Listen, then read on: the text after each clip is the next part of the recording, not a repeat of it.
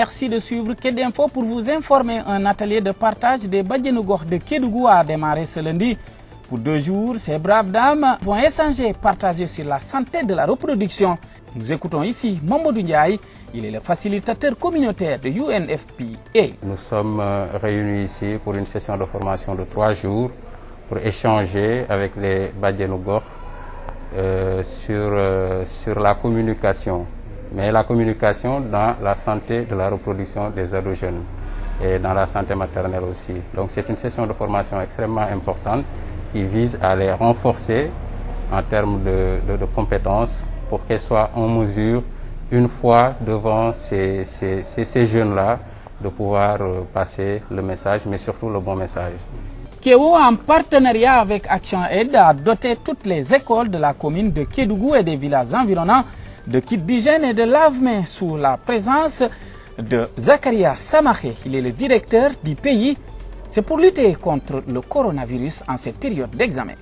Les équipements qu'on vient, le dispositif de lavage de mains et les kits d'hygiène que nous venons aujourd'hui de vous doter va sans doute contribuer à réduire le nombre de cas qui aujourd'hui est en train d'augmenter dans la région de Kédougou. Mais aussi permettre à ce que les élèves puissent également passer les examens et concours dans de très bonnes conditions. Toujours sur ce don, Mamadou Bari, il est l'inspecteur de l'éducation et de la formation de Kédougou, a salué à sa juste valeur ce don. Il remercie l'ONG Kéo et son partenaire Action Aid, surtout en cette période de pandémie et bientôt les examens. Nous écoutons Mamadou Bari, IF de Kédougou. Aujourd'hui, le partenaire Kéo, avec son partenaire Action Aid, est venu donc parachever ces actions qui devraient nous permettre d'entrer dans les examens en paix. C'est d'autant plus important que l'examen, qui dit examen, parle de flux de personnes, parce qu'il y a des élèves qui changent de centre, il y a des enseignants qui quittent des écoles pour aller dans d'autres écoles, il y a un mouvement de personnes.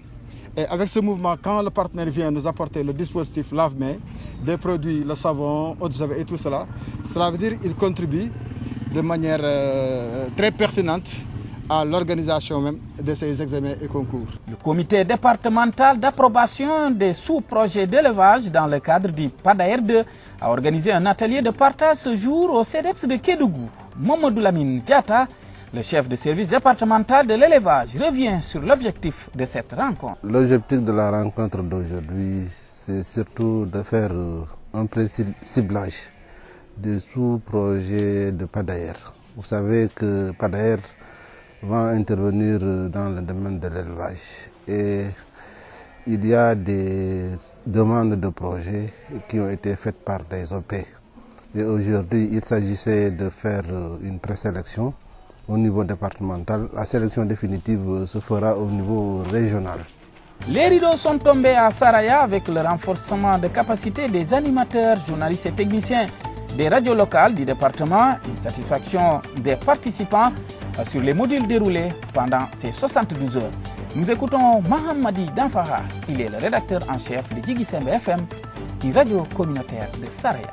C'est une initiative au préalable salutaire parce que le groupe CO a décidé bénévolement de venir former leurs confrères à Saraya parce que nous n'avons pas les moyens de payer cette formation. Ce que nous avons appris aujourd'hui nous permettront aux jeunes qui sont là, qui n'ont rien à faire, de faire des choses et d'y gagner. Moi, je remercie le groupe CO à travers Kedjob, Kedinfo.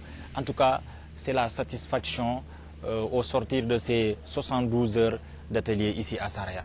En marge de cet atelier qui a duré 3 jours à Saraya, le formateur Yerema Hansila a promis d'élargir ces formations sur toute l'étendue du territoire régional.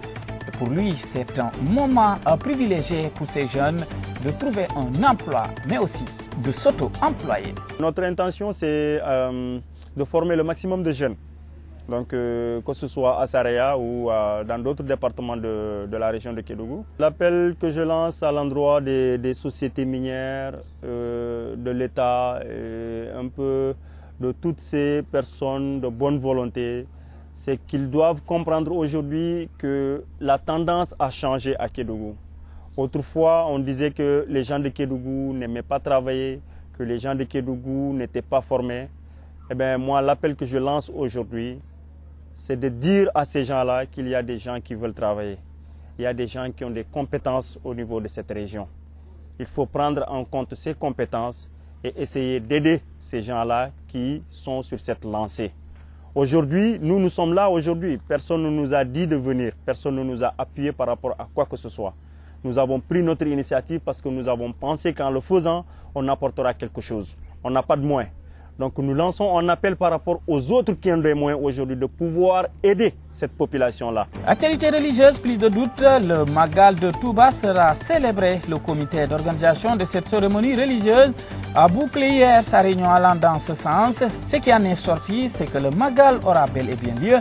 Toutefois, le comité d'organisation a annoncé la mise en place d'un dispositif de haute facture afin que les mesures barrières soient respectées pour éviter la propagation de la pandémie du coronavirus. Voici ce qui met fin à cette édition. Continuez de nous suivre sur notre site www.kedinfo.net ou sur notre page Facebook Kedinfo.